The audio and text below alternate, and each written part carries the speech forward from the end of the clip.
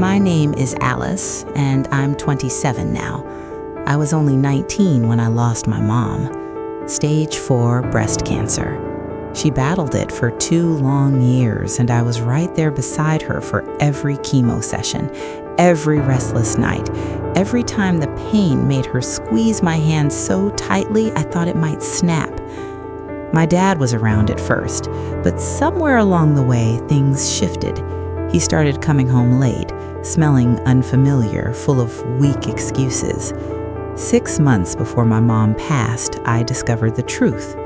Her name was Sandra. She was 34, worked with my dad, and clearly had no issue being the reason a dying woman's husband stopped showing up for her. My mom never confronted him, not once. She told me she didn't have the strength to fight 2 battles at once.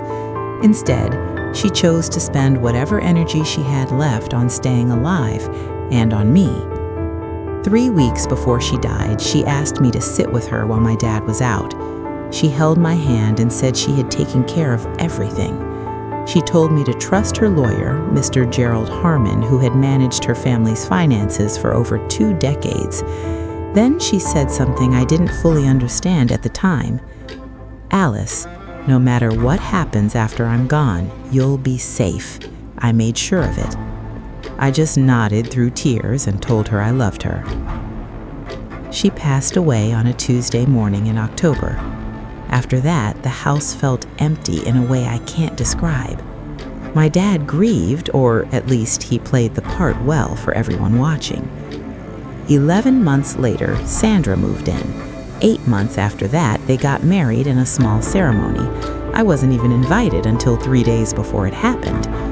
But I went because my mom raised me to carry myself with grace, even when others didn't deserve it.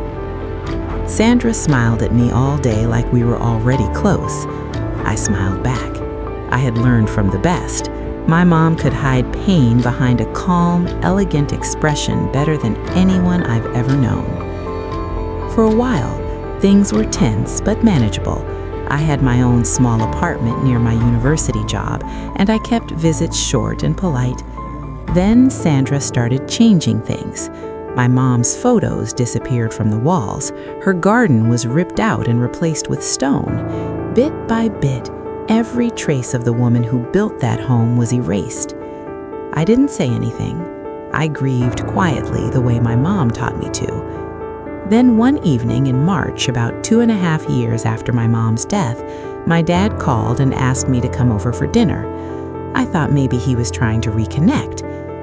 I was wrong. I sat at a table that no longer felt like home, listening as Sandra calmly cut her food and told me it was time to hand over the inheritance my mom had left me.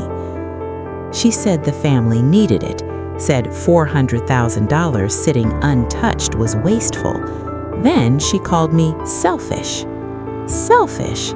She said that while sitting in my mom's house at my mom's table wearing a bracelet I was almost sure had once belonged to my mom. I looked at my dad. He set down his fork, folded his hands, and said, "Sandra is your family now, Alice. Your mom would have wanted you to take care of the people your dad loves." Something inside me went completely still. I didn't argue, didn't cry. I just said I needed time to think, finished enough of my meal to seem composed, then went home. The next morning, I called Mr. Harmon. He listened carefully, then said, "Alice, your mother expected this. Come to my office tomorrow. Bring nothing. I already have everything." The next day, I walked into his office with nothing but my keys and that same hollow feeling I'd carried since my mom died. The place hadn't changed. Dark wood shelves, the scent of old paper, a framed photo of a mountain lake behind his desk. He greeted me, sat me down, and placed a thick envelope in front of me. "Your mother prepared this 18 months before she passed. She was precise, thoughtful, and thorough. She told me she hoped she was wrong about what might happen after she was gone, but she wanted to be ready either way." My name was written on the front in her handwriting. I hadn't seen it in over 2 years.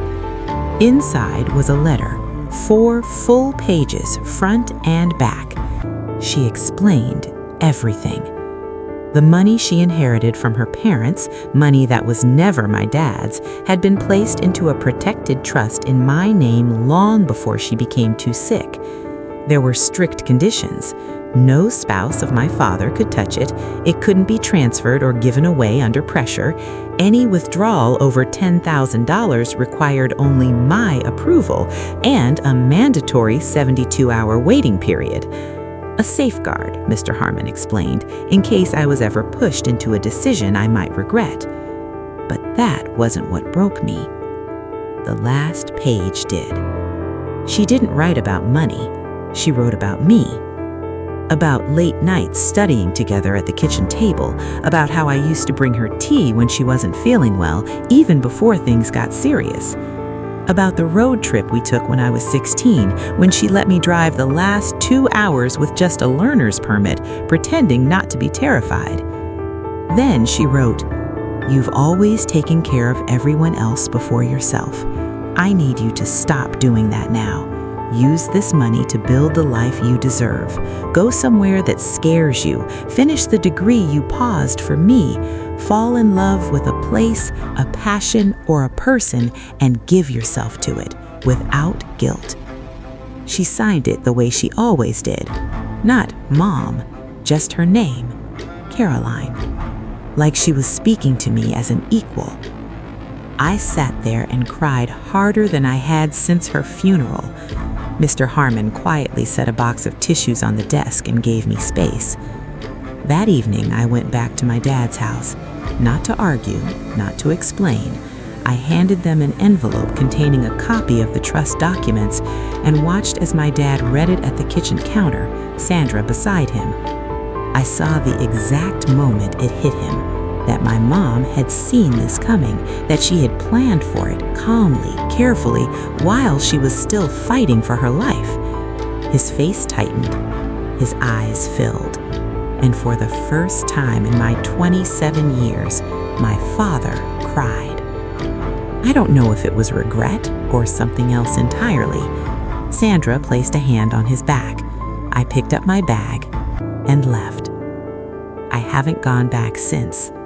The trust remains untouched except for what I've used to finish my postgraduate degree. I've booked a trip to Portugal this spring, a place my mom always dreamed of visiting but never could. I still think about her every day, but it's different now. It's not just grief anymore. It's the overwhelming realization of how deeply she loved me, enough to protect me even after she was gone.